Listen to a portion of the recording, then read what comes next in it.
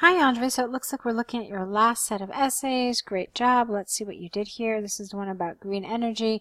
Is it better for the environment and the economy, or is it a threat to energy security? Okay.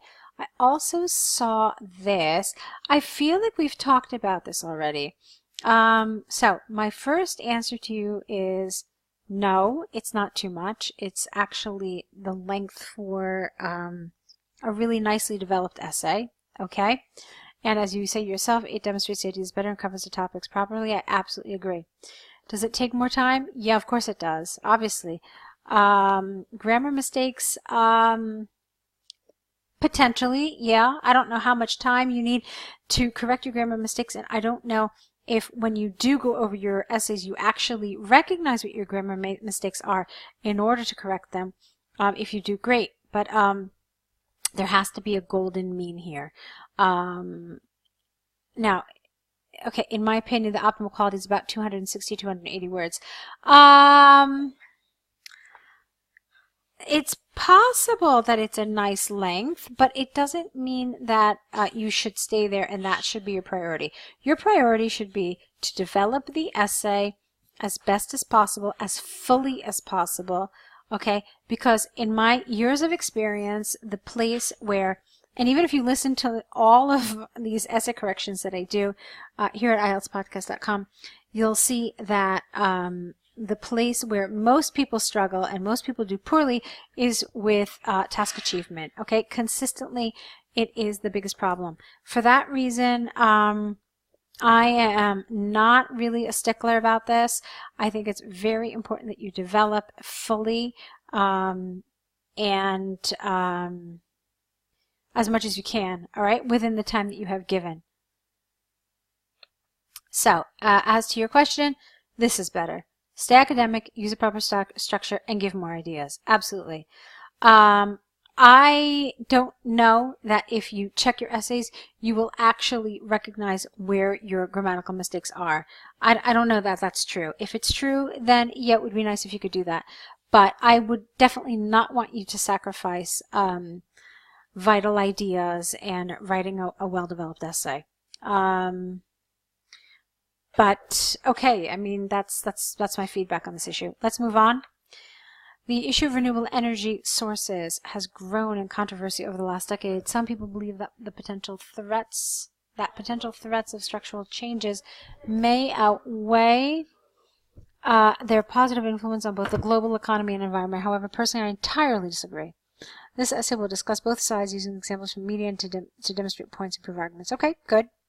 On the one hand, the substitution of fossil fuel with solar and wind power endangers the energy security of both the developing and developed world. The central reason for this is inability to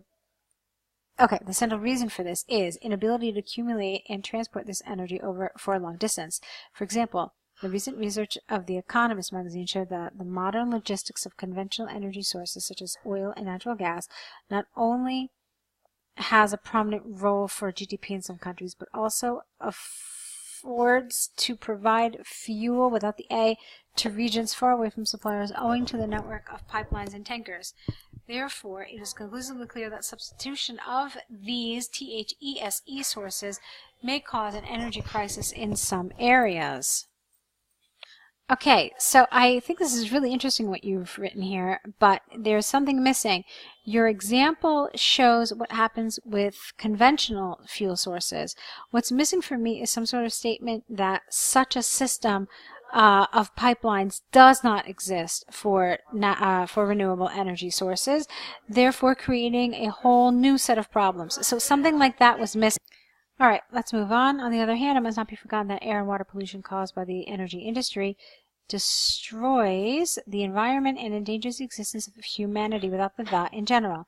Power plants which use a fossil fuel are the most significant producers of greenhouse gases and consequently the main contributor to the process of global warming. Get rid of the. For instance, recent studies by Greenpeace demonstrated that if the consumption of a fossil fuel stays the same, it will cause the structural damage of the atmosphere in the next 20 years. Thus, it is possible to state beyond doubt that the cumulative effect of the substitution by green energy has benignant influence for humanity. Without the. Okay? So to conclude, from all the arguments and examples given, I strongly believe that the pros of renewable energy sources outweigh cons, hence their share must increase in the future. Let's talk about this a little bit. Okay, some argue they greatly reduce costs and are better for the environment. Others think they are a threat to energy security. So here you dealt with energy security. We already talked about what the strengths and weaknesses of this paragraph were. Here, you're supposed to talk about them being better for the environment and reducing costs. Take a look at it. Did you do it? As far as I can tell, you only talked about the issue of the environment. I did not see anything referring to cost here. So that's a big problem because you haven't really totally covered the entire essay. So that, like I said, that's problematic. You should have focused on both. So you should have spent maybe a main idea and some sort of support discussing the environment, and the same thing for economy. All right? So it's not entirely appropriately developed. Okay, so that's where we are with your task 2. Why don't we go into your task 1 now? We have your letter. Dear Mr. Smith, I am writing to you regarding the constant noise caused by your pet, which makes my life in this lovely neighborhood unbearable. This needs to go at the end. My name is Andrey, and I live next door. Basically. I study economics at the University of Toronto, and I also have a part-time job in the central bank. Consequently, I have a really tough schedule, and proper rest, get rid of the A, is crucial for me. Furthermore, sometimes I have to self-educate from home, and I need a productive environment. Unfortunately, it is absolutely impossible, not unreal, it is absolutely impossible due to the barking of your dog all around the clock. I personally like dogs and find them the smartest and most loyal creatures in the world. I used to care about dogs during my adolescence when, not I used to care about them. I think you mean I used to care for dogs. In other words, you used to take care of them. When you say you used to care about them, it means you used to be concerned about them, but now you just don't like them. You're not interested.